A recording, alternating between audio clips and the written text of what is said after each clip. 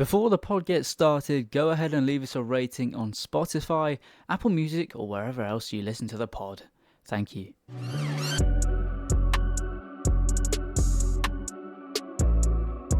Hello, everybody, and welcome back to the Yellow Squared podcast. It's myself, Ned, and I'm joined by my brother, James. Good morning, James. How are you doing? Good morning. I'm very well. Happy Sunday to you. Yeah. Sounds like you had a good weekend. Not watching football. Yeah. Thankfully for my sake, I only had to watch the last 15 minutes of the Middlesbrough game. But we'll dive straight in, shall we, James? We'll dive straight in. Yeah, let's do it, mate. Yeah, come on. Get it So over with. I don't really. If you want to sum it up with one word, what word would you describe the Middlesbrough game, James? What audience is this podcast for? Is it for adults or is it child friendly? Um, I think we're only a minute in, so we'll keep it child Yeah. friendly. In a word, it's difficult. It's Terrible. very We'll I'm go gonna with say terrible. terrible today. Yeah. Yeah. Obviously, I did not watch the game until right at the end, and I think I could tell the general trend was uh, not particularly positive. Just from what I saw quickly, it seemed very side to side, quite slow paced. We didn't really look like we were going to score. Um, Even when we were 3-2 down, genuinely felt like it took until the 92nd minute to attack with any real speed, and then we hit the bar. Um, Mm. and obviously, Dan Backman came forward for a corner and then was subsequently told to go away by his teammates, um, which Yeah. was another strange decision. But I think, a couple podcasts ago we were talking about looking back on things after the Middlesbrough game, and I think both of us can agree, as well as every Watford fan, that we wouldn't have expected us to be 20th after the Middlesbrough game, and I think we haven't clicked in the way we thought we would by this point. If anything, we seem to have got worse defensively, which we'll get onto that as well. But yeah, that's what I saw. So James, I think you can take it away with the rest of the game, and including all the goals, five of them to talk about today. So take it away. Yeah, thanks. Yeah, you're right, mate. 5 goals. I mean, say what you want. Home games have got goals in them. Um, just all at the wrong end, it seems like. Mm. But oh, where do you start? I mean, I've tried to be as positive as I possibly can be this season. All the signs were there. Even after the West Brom game, as sort of our last podcast, there was, we were trying to be positive about it. I think Middlesbrough yesterday was the first time where um there was there wasn't much positives to take out of the game. It felt like we hadn't progressed in the last 2 or 3 games, whereas we looked like we were on a bit of an upwards trajectory from the start of the season. It feels like we've stagnated and stalled a little bit, Yeah. um, which is obviously not good. Um, I feel like there's so many things you can pick out from yesterday. It's difficult to know where to start. Unfortunately for me, and this obviously comes at the wrong time with an international break looming. Yesterday is on Ismail. And I know he's come out after the game and said that he got it wrong. Um, he went with a back three, trying to get Bayo and Rajovic in the same team, and sort of like a 3-5-2, or it was more like a 3-4-1-2 with Asprilla through the middle. And that did not work in the slightest. We there was no midfield. I feel bad for saying it, but if you're if you're playing a midfield where you've got Asprilla, Delabashiru and Loser in the midfield, there was quite literally zero support. And that's where the first 2 goals came from, I'm afraid. We were 2-0 down.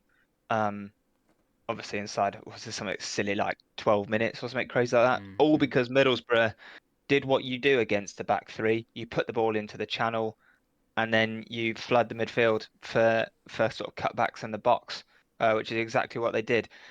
People will look at the first goal that Middlesbrough scored as, like a bit of luck because like Howson almost like flicked the ball round Delabashira and people, and it looked a little bit like he didn't quite do what he wanted to do, and it sort of broke for him. But still, even when that happened, he should not have had the ability to just run at our box unchallenged for about 20, 30 meters as four Middlesbrough players were in front of him, all making runs into the box. It was a calamity. It was horrendous. Um, Obviously, that's the first goal. Backman's gone down way too early. He's almost tried to guess where the striker's going to put the shot, but I don't know why the hell you would guess that he's going to put it back across him. Um, that doesn't make any sense to me, considering where the player was, Mm. where the ball was. He was always going to try and sneak it in at the near post for me. So yeah, that's probably like a 0 out of 10 for effort on the first goal, and then the second goal. I don't really understand what on earth we were doing because the goal came from Seny Dieng with a goal kick that was, like, it was just clipped into the centre circle. Yes, it was a lovely layoff by the Middlesbrough player, but it was as if Middlesbrough were going through like a training pattern where they were saying, this is what we're going to do. We're going to clip it in, flay it off, and then we're going to attack the box. And there was no defence. There was no pressure. The ball was played in. Middlesbrough all of a sudden were at our back three, and then somehow there was about 4 or 5 Middlesbrough players on the edge of the box. It was a lovely cutback, and it was a great finish from the Middlesbrough player.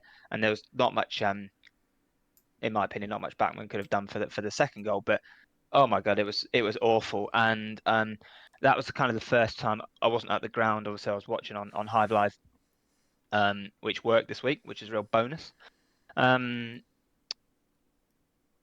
that was the first time I saw sort of people in the Rookery end visibly animated at how angry they were with the effort and defence at that point this season because it was shambolic.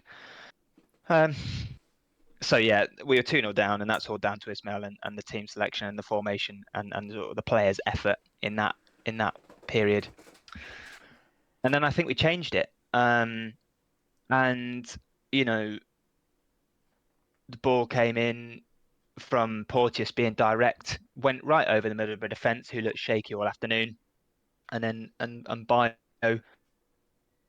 ball down and put it past Dieng for a nice little finish, and it's 2-1, and then really we played the same formation and system that we had all start the season, and we just looked much more solid. We looked like we threatened a lot more without actually threatening, unfortunately. Right up until the point where Asprilla with a great ball put Bio in again, and he couldn't equalise to make it 2-2. Mm. My personal take on it is I think it's actually a slightly harder chance to finish than it kind of first looks, because if you think about the pace that he's having to run at, he's got pressure. He was forced to knock it around the goalkeeper, and then he had to sort of adjust his body. A good striker scores it, don't get me wrong, but I don't see it as a sitter, if that makes sense. Mm. Mm.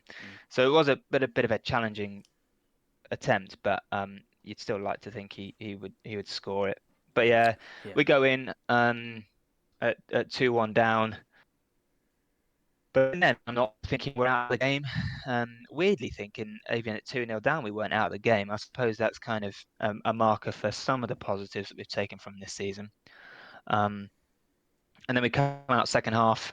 Martins is put on. We definitely go back to the formation that we knew we were more comfortable with, that sort of 4-3-3, Bio through the middle, Asprilla out right, and Martin on the left. And we're on the front foot straight away. The intensity is much better. Um, and then we do score. Not that anybody saw it if you were watching online, because Hive Live was too busy looking at a replay of a free kick that was given 25 minutes ago or something crazy like that. But yeah, made it 2-2. And at that point, at 2-2, about sort of 10 minutes into the second half, I'm thinking, yeah, we could probably go on to win this now. We look better, we look stronger. Middlesbrough look like they're dropping deeper and deeper, and then we just lost control of the game completely. Um, and the third goal comes from another sort of break of play in midfield, but again, somehow there's no covering. There's nobody covering midfield. Middlesbrough on our back three straight back, sorry, back two straight away, and it's a good weighted pass, and the striker's done well to finish it. But then you just think the wind's out of the sails completely, Mm. and then we laboured to really do anything with it. There was a good header from Bayo, which was a great save. Again from the keeper, good ball in from Ngakia. To be honest, it was about the only thing he did all game. Um, and Martin's had two good shots as well, cutting in from his left hand side. One was a sort of low fizzed one, which went out for a corner, and the other one hit the top of the bar. Which I think if he hits it sweetly, that's 3-3. I Yeah. didn't think he caught it particularly well, but you know, I'm kind of getting sick and tired of us sitting on this podcast and talking about individual mistakes and errors. Because Yeah. if I struggle to see, to be honest, those Middlesbrough goals all came from,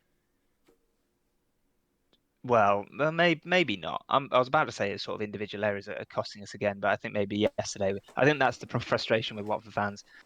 Yesterday, it was more like the system and the team let themselves down rather than individual mistakes actually that kind of Mm. cost us.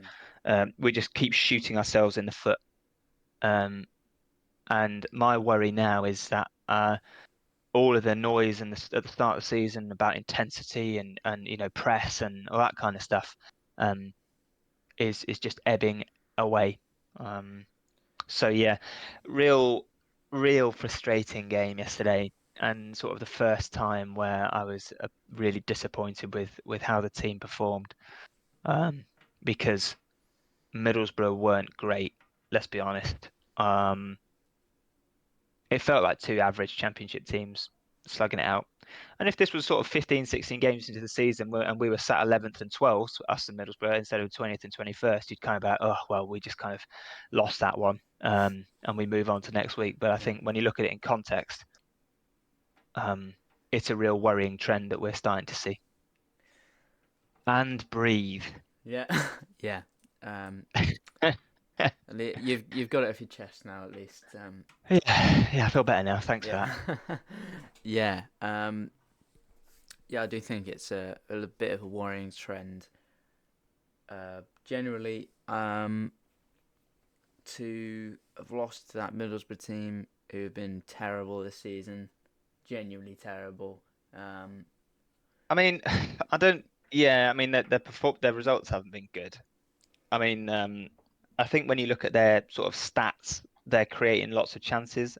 I think their league position, maybe a little bit like ours, is a little bit um, unfair.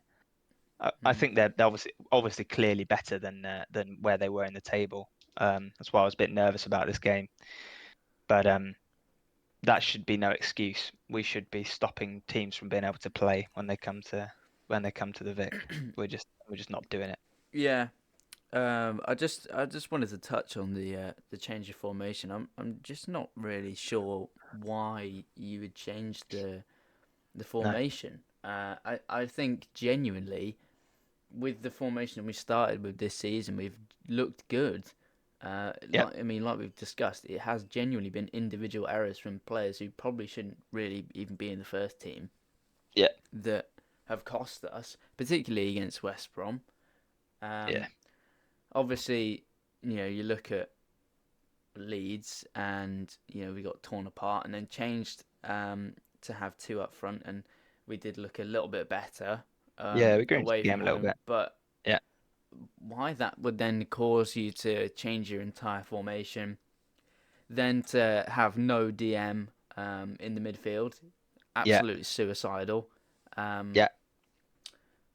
like you say, all it takes is for somebody to play the ball into a channel. Um, the centre back follows it, and then there's 3 miles of space in Yeah. in the centre of the defence for 12 Middlesbrough players to run into. Yeah, it was Um, horrible. It was yeah, horrible. I'm It was just trying horrible not to to. watch. I'm just trying not to repeat things you've said. Really, Backman had a terrible game, Yeah, from he what did. I He hear. did. Uh, He didn't play well. It's kind of funny.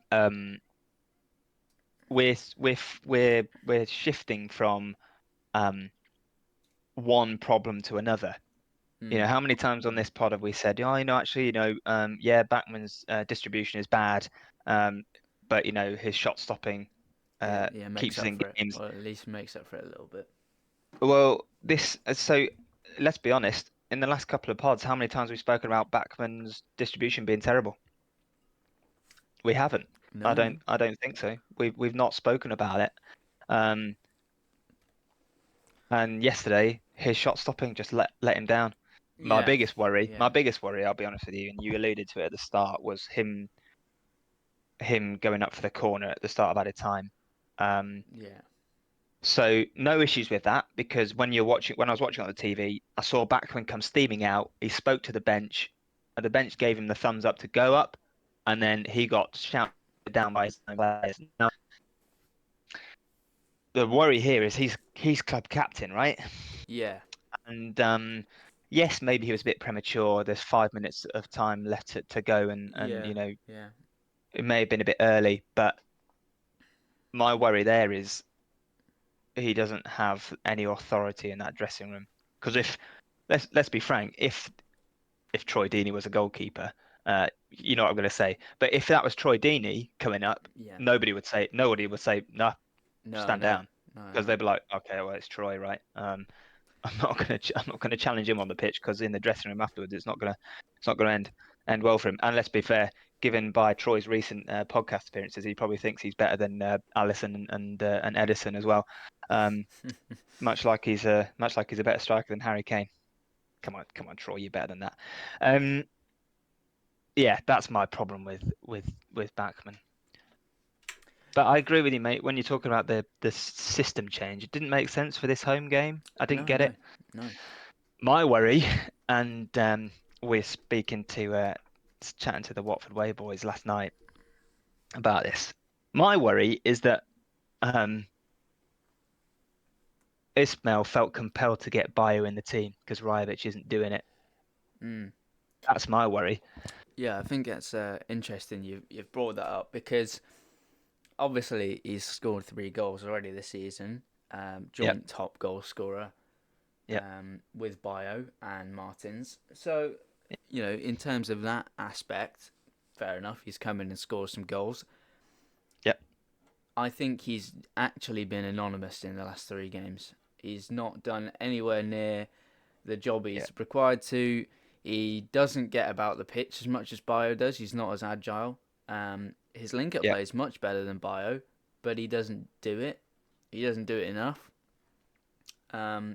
He yeah. probably gets into half time most weeks with about 10 touches of the ball. Well, I Absolutely appreciate blowing as well. we've spoken already about the quality of balls into the box and Mm, how it tends to be, he gets one good ball in a game, if that. But then you're looking at um, the fullbacks, and that's another issue.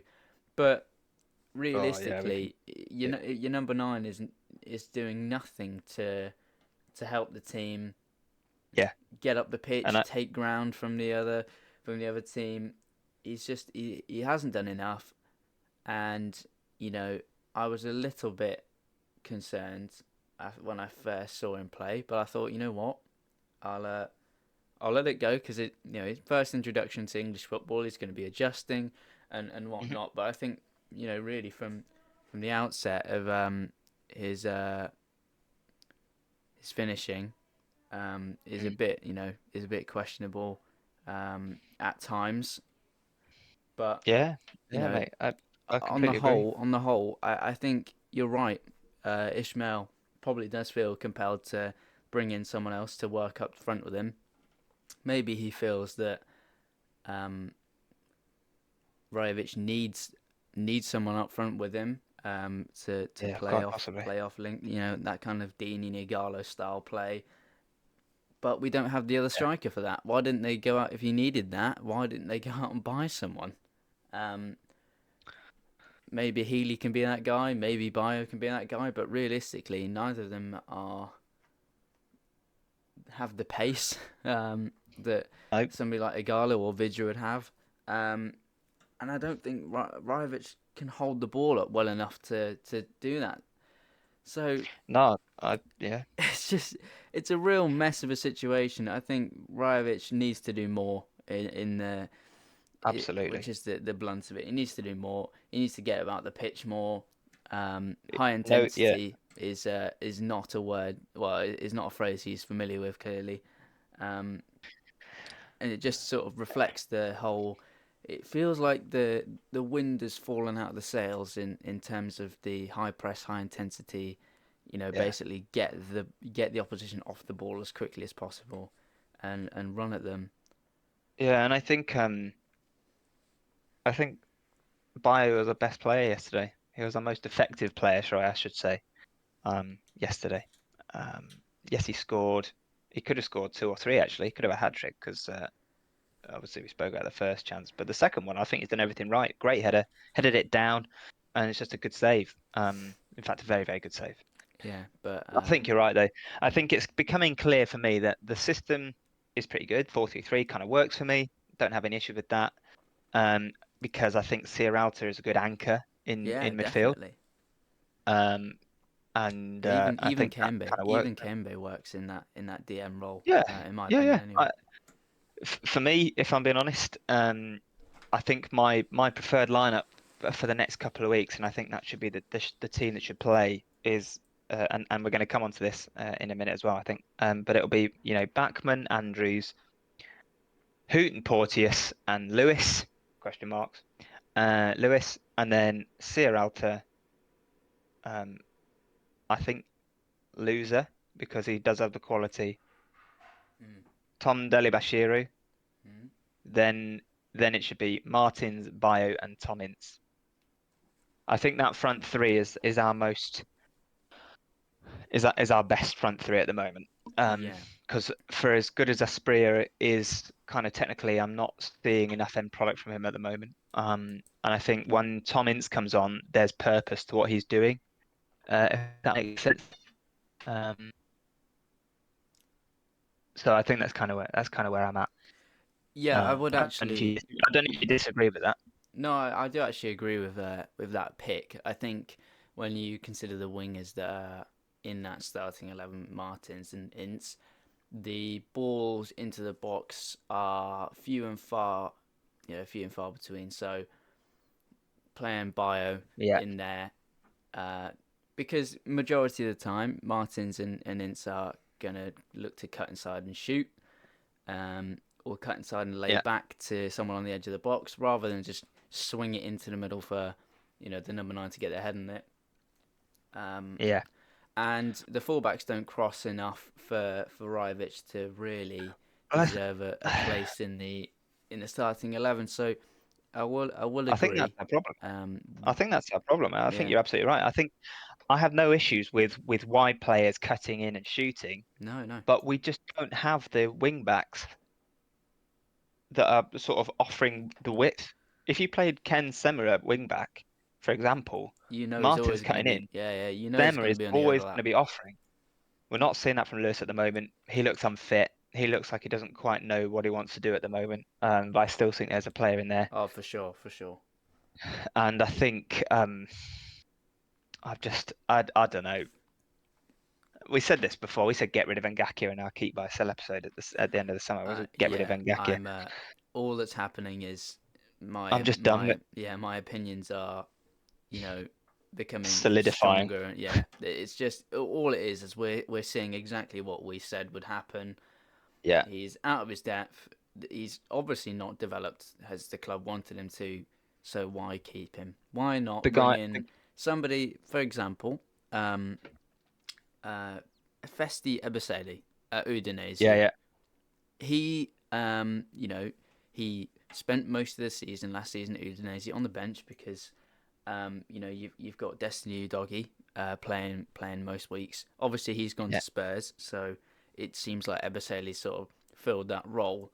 But why would you not? If you're the Pozzos, Ngaki is not good enough. Yeah. Appreciate you've got Andrews coming through. So in my opinion, you've got to pick Andrews as the number one right back. Oh, But why would you yeah. not? Why would you not bring in someone else? Why would you not? If you're gonna have a small squad, let Ngaki go because. And I really don't like calling out players individually like this, but he's not good enough. He's not good enough. He's potentially League Two or League One standard at most. Bloody hell, mate.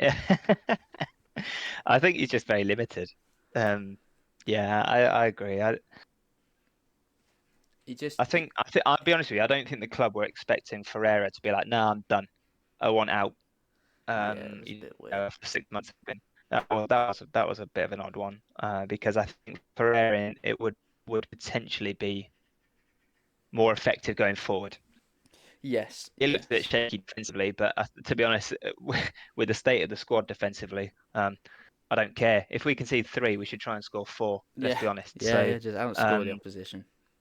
yeah, why not? And I think that would kind of be where he would fit in. Yeah, but But actually, I to be wanted quite to honest, um, go, mate, go. sorry, yeah. To be quite honest, I completely forgot Ferreira existed. I know we went the other way to Udinese, so then even more reason to bring someone across. Um, when you've got, Udinese have got 34 wing backs. Why would you not? Yeah. Why would you not let one of them go to Watford for a season developing? Oh, yeah. But Yeah, it's real frustrating. it is frustrating. It is very frustrating. But it was nice. I will say it was nice to actually see that Gino was there yesterday. Obviously, the result wasn't quite what we want, and the performance wasn't what we want. But at least it does seem like he's taking a bit more interest in the club this season, and Yep. it is coming across like he seems like he wants to make a positive change, which I think is so. for the I benefit think of so. And, Watford, definitely. and all of the noise coming out from all of the players, oh, sorry, not the players, from the coaching staff is that there's unity behind the scenes still. And I do still believe that. I do still think that there is I think there's more of a plan, and I think that's what I'm clinging on to at the moment. Do you know what I mean? It does feel like there is a belief and a plan. Yeah, I, yeah, I yeah, just I just think that we need to settle on the squad, and maybe this is what Ismail is doing. Maybe he's still trying to give players opportunity. Um, but I think at some point he's going to have to go, right. No, this is my team, and yeah, now it's up to um, the sort of the bench to force their way into the team, because it's becoming clear to me who the most effective performers in the squad are at the moment. yeah. And I don't think we're the only ones that can see that. I believe Ishmael will know who his best performing players are. Yeah, Like you say, it's very clear to see that he's probably still feeling his way around the squad. Who's his best starting 11? Who can impact off the bench? With Healy making his mm, first, getting his first minutes in the season, really. Um, yeah, in the league, and we're what, eight games in or something like that. no, So no, 9 games in, sorry. So we're 9 games in, and he's still giving players their championship debut. So I do think he's still sorting about the squad. There are one or two players knocking on the door on the bench, particularly defensively. yeah, Um, so yeah, I think we just need to settle down a bit more.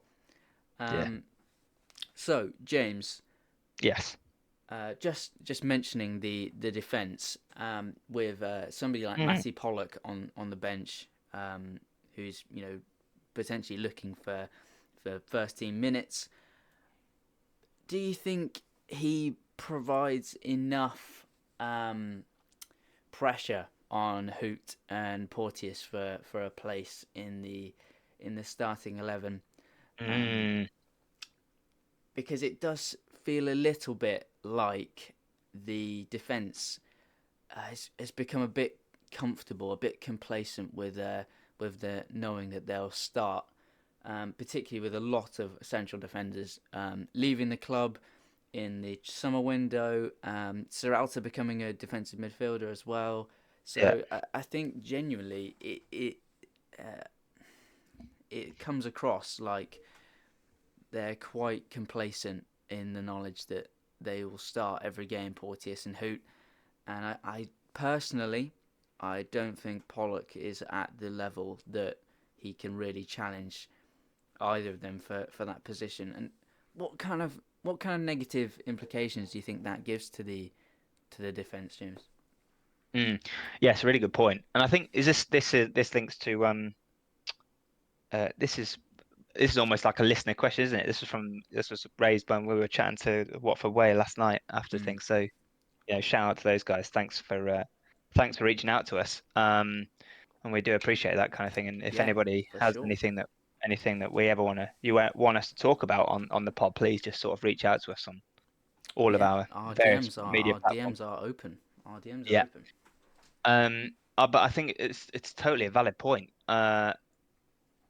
I think there's something in it because there is no pressure No, no, on there Hoot isn't. and Porteous and Backman either. No, Um, no, no. I think it's clear to see that they are our first choice centre backs, but they have their limitations. And I think you're right. I think they are allowed to be comfortable, um, which is never a good sign. I think that's more maybe Backman's area. Um, Yeah, 'Cause yeah, he does not have a number two. Ben Hamer, yes, when he can be bothered to turn up for training. Um, Anybody that is talking about the sort of, is it Miles Roberts and I forget the other name of the under 20 three goalkeepers. Anybody that's saying that those guys are good enough to play championship football, I don't no, think they no, are. no. I think they're a way off, and I think it's a massive gamble putting a young goalkeeper in the team because we all saw what happened against Leeds in 2013 or whenever it was on the final day of the season, and when we put Jack Bonham in goal, um, it can go disastrously wrong. And now is not the time to be putting a young goalkeeper in the firing line, in my opinion, No, no, um, no, no. because that could sort of backfire massively and do more harm than good to that player's career. Yeah, Uh, yeah, yeah. so I think there's something in it. Um, my and again, this comes back to Ismail, in my opinion. I don't know what you think, but he wants a small squad. He wants two players per position, and he wants to work with that, which is great when you have a nicely balanced competitive squad. But when you've got centre backs who don't have a backup and goalkeepers that have no backup, Mm. performance naturally will dip. It's just a human thing, right? When you're if you know there's no pressure on you, uh, you're going to go to work or you're going to go into training every day, and you're just going to go and have a nice time. And unless you're super focused on something yourself, developing yourself personally, Yeah, you'll just end up going through the motions, right? yeah, yeah, yeah. So I think it's only natural that you might have a tail off in performance. And I am nervous about Hoot or Porteous picking up an injury or more likely getting a suspension at some point for yellow cards. So Yeah, yeah, it's a worry for me at the moment. And as I've said before on the pod, um, I think that's the one thing that will do for Ismail eventually is his insistence on a small squad. yeah, yeah. I think it's probably both a good and a bad thing that he wants a small squad.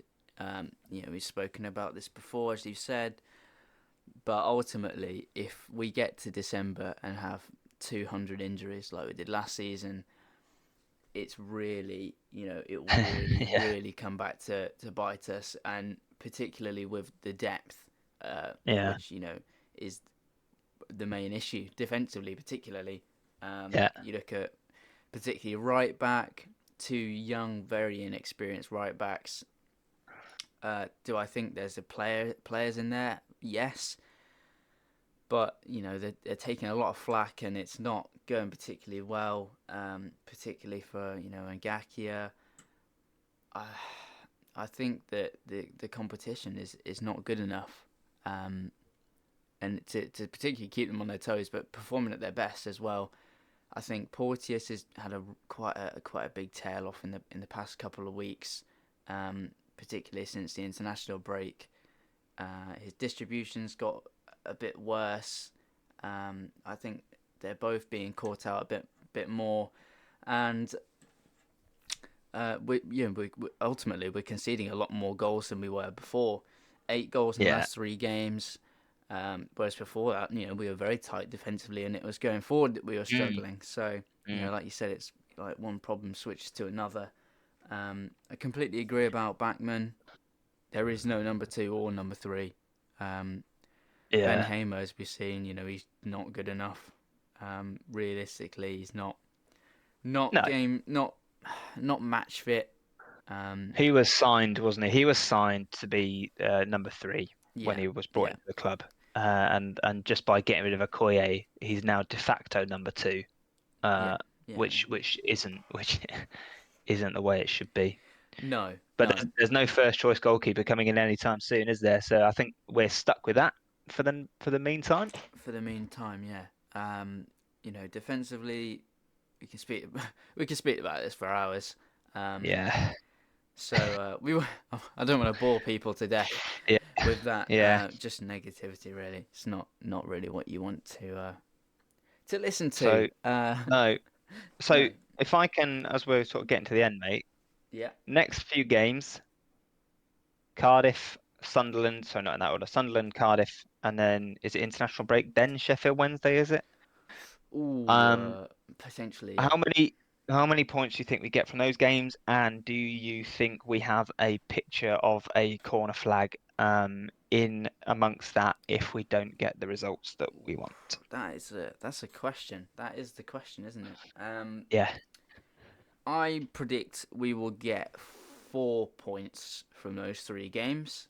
Hmm. And I'm going to say we're not going to see a corner flag. I'm going to be the uh, the advocate of positiveness around Watford Football Club, and the hope that there has been a change in the mindset, and the hope that they trust Ishmael um, in the Yeah. way that a lot of Watford fans do, despite it, uh, you know, not coming off for him in the past couple of weeks. Majority of us still have a lot of trust in him, have a lot of trust in his philosophy. I Yeah. think we'll get 4 points there. I think we'll lose to Sunderland for sure. We'll lose to Sunderland.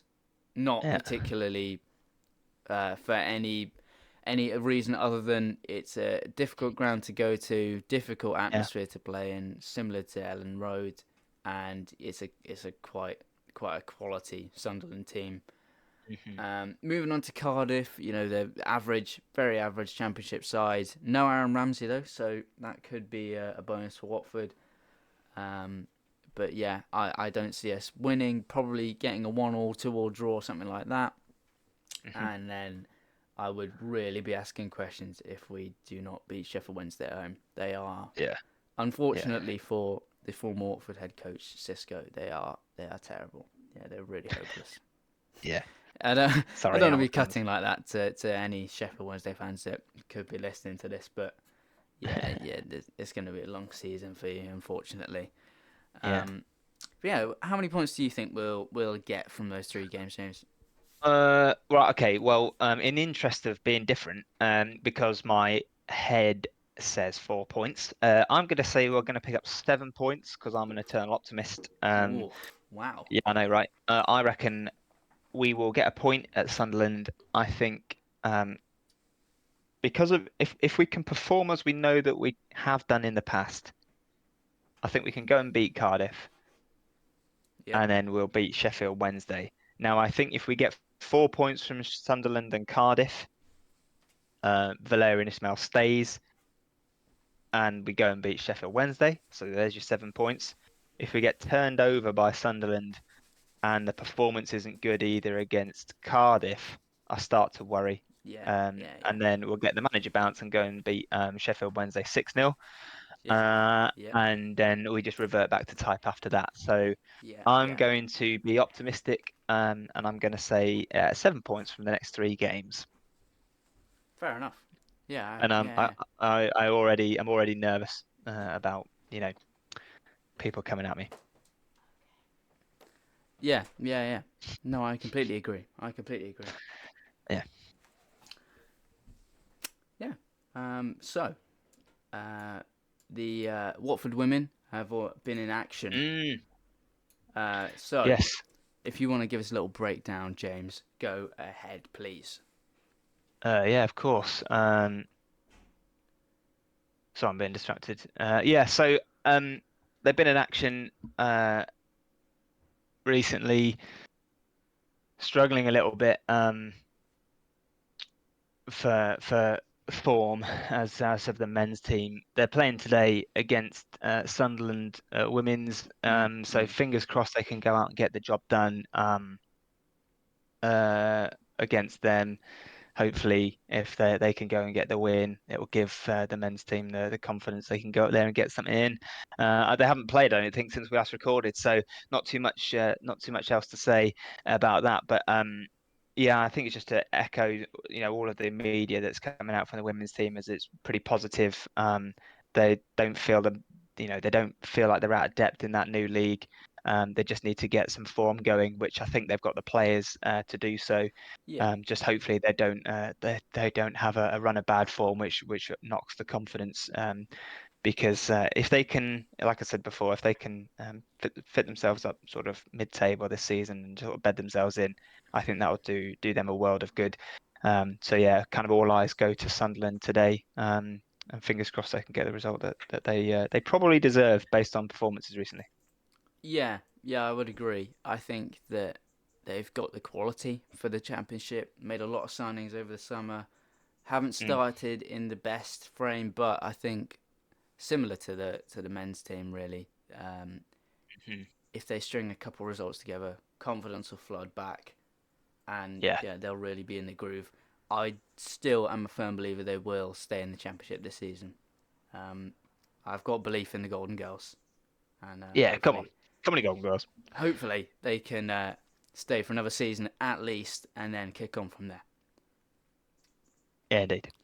So that is the end of this week's podcast. If you were listening to this podcast, you'd have seen it on Monday evening. So we've made a little bit of a change to the upload schedule, haven't we, James? Yeah, Um, Changing to a Monday night for audio, just to get it out as soon as possible from the game, just to keep it as fresh and as relevant for you guys listening as we possibly yeah, can. And then if you are a viewer on YouTube, it will be out on a Wednesday evening as usual. Um, just yes. just because it takes a little bit longer to get the edit done and produce all the visuals for your enjoyment. So You're right. thank you very much for listening. We hope you have enjoyed. Yeah, Don't forget to subscribe to us on the YouTube. Give us a follow on Twitter. And like we said, our DMs are always open for any topics you want us to discuss on the pod. And we'll be back very soon for another episode of the Yellow Squared podcast. Thank you, guys. keep the faith on, it's fans. See you in a bit.